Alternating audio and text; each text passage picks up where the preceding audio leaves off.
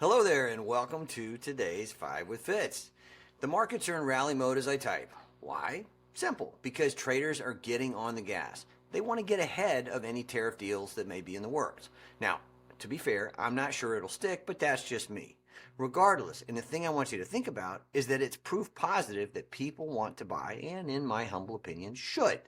Now, I'm not surprised by what's happening, and you shouldn't be either. In fact, I mentioned yesterday on Varney & Company that the market is gone like a shot when the widely rumored tariff deals that are in place right now apparently get inked.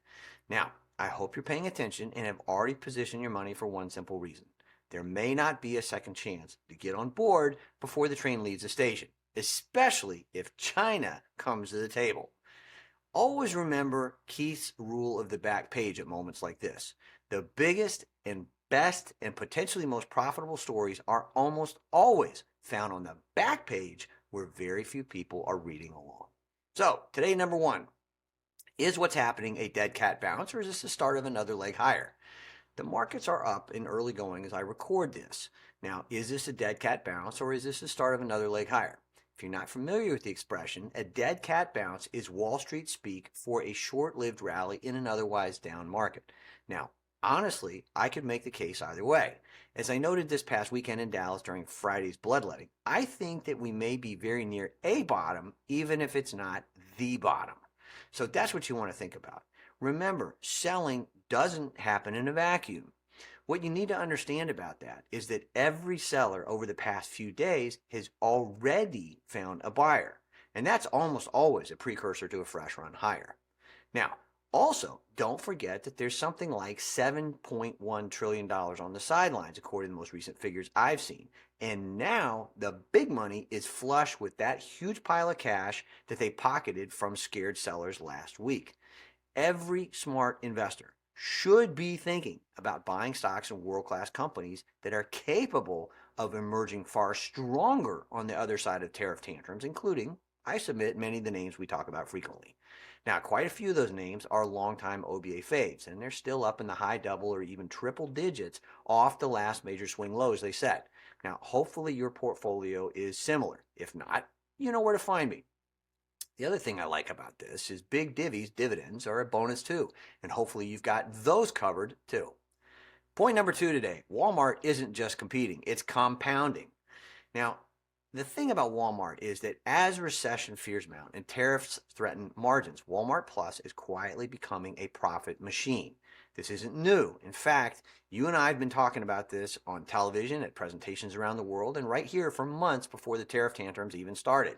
Walmart's membership program now accounts for nearly half of, think about that, nearly half, 50% of all U.S. e-commerce spend, and is helping the retail giant grow profits faster than sales. Now, subscribers to Walmart Plus aren't just loyal. They are high value in every sense of the term.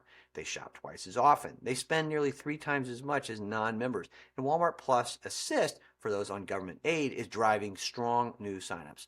Now, Walmart is expected to provide updates on all this stuff this week at its Dallas investor event, including plans to lean farther into membership.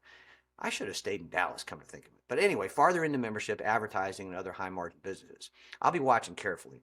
Hope you will too. Point number 3 today. Apple's bleeding out in terms of value, but the markets are missing this. Apple has shed nearly $638 billion in market cap over the past 3 trading sessions. Now, that's a staggering 19% drop as trade war fears ramp up. Why? Well, Apple's supply chain runs through China, India, Vietnam, and Thailand, all of which are squarely in the line of fire under President Trump's new tariff plans. Now, the concern, of course, is that if those tariffs stick, analysts say Apple may be forced to raise iPhone prices just to keep margins intact. Do not bet on it, folks. People forget how powerful Apple is. This isn't just about iPhones anymore and hasn't been for a long time. It's about the future of health, payments, your money, AI, entertainment, all flowing through a device that people find so ubiquitous that 1 in 4 people on the planet can't live without it already. And there's another couple billion people that don't even have an Apple device yet. So bottom line on Apple is I think Apple remains very misunderstood and potentially very, very undervalued. So if you're looking for a trade here, this is where Leap's calls could be a super attractive way to play along at a fraction of the capital. Ideally, deep in the money, DITM calls, like the $100 or $120 strikes. That, of course, depends on your capital, your risk tolerance, objectives, and circumstances, which, of course, I don't know. So that's just generally speaking. Number 4 today, recession, or is Fink talking his book?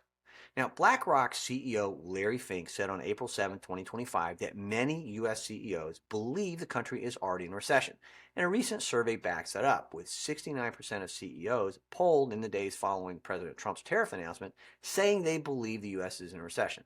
Now, Fink also warned that Trump's new tariff policies could drive inflation higher, making it much harder for the Federal Reserve to cut rates, despite market expectations of 4 cuts by year end. Yeah, definitely possible. But remember, we do money, not politics. In Fink's view, there is zero chance of those cuts happening. Instead, he expects interest rates to stay higher for longer due to persistent inflation. And again, we do money, not politics. But his comments make me wonder this. Is Fink talking his book, or are the CEOs talking their book?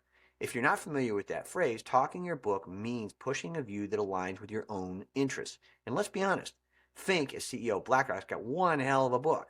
So remember who's doing the talking here. Wall Street's idea of long-term is simply until next bonus season. Our idea of long-term as investors is considerably different. So the trade idea, consider adding exposure to short-term treasuries or floating rate ETFs, which could be a great defense if rates stay higher for longer like Finks think they will. OBAers, on the other hand, keep an eye on your email. I'm looking at something that could be a great quick fix in this situation. Number 5, Bessent's bluff. China is playing a very different game. Treasury Secretary Scott Bessent says that China's tariffs are a big mistake, and he claims the U.S. holds all the cards. Quote, they're playing with a pair of twos, end quote, he told CNBC. Maybe. That assumes the rest of the world folds. The president's reciprocal tariffs plan is just cranking up, and another round of hikes drops this week. Over 70 countries are now reportedly in contact looking to cut deals, which, again, we do money, not politics. What I want you to understand as an investor is that China is not backing down. They've slapped 34% tariffs on U.S. goods and vowed to fight to the end. President Trump's now threatening 50% on Chinese imports.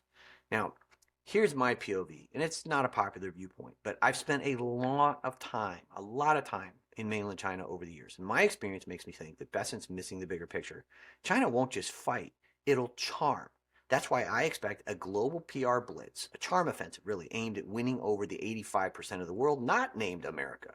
The real risk in this situation, and the one I think that Washington isn't counting on, is that many countries around the world still want to do business with Beijing. Now, your investing tip in this situation is very simple. Invest because of China, not in China. China's charm offensive will be one for the record books, and that means profits could be too. Now, how big a deal is this?